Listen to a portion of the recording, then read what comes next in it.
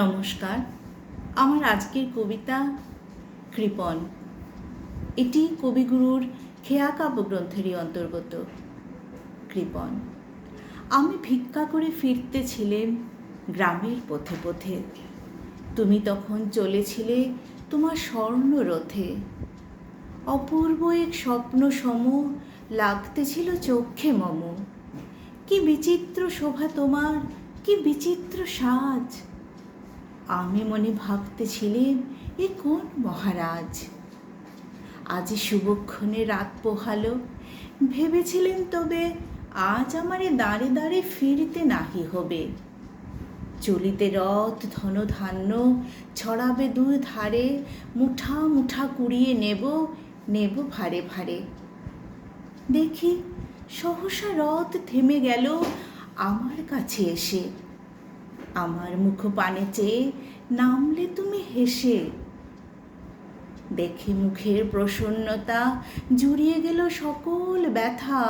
হেনকালে কিসের লাগি তুমি অকস্মাৎ আমায় কিছু দাও গো বলে বাড়িয়ে দিলে হাত। মরি, এই কি কথা রাজাধিরাজ, আমায় দাও গো কিছু। শুনে ক্ষণকালের তোরে রইনু মাথা নিচু। তোমার কি বা অভাব আছে ভিখারি ভিক্ষুকের কাছে?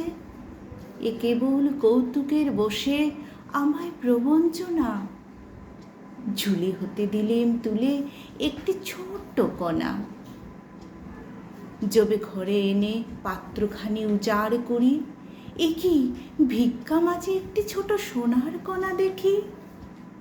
দিলেম যা রাজ ভিখারিরে, স্বর্ণ হয়ে এলো ফিরে।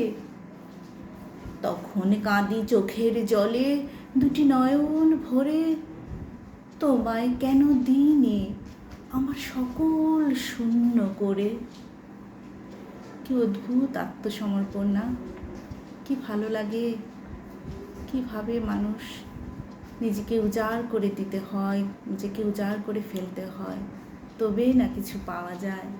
শূন্য ঝুলি নিয়েই হয়তো আমাদের ঠাকুরের সামনে যেতে হয়, তাই না? আজকে আসি, এটুকুই থাক।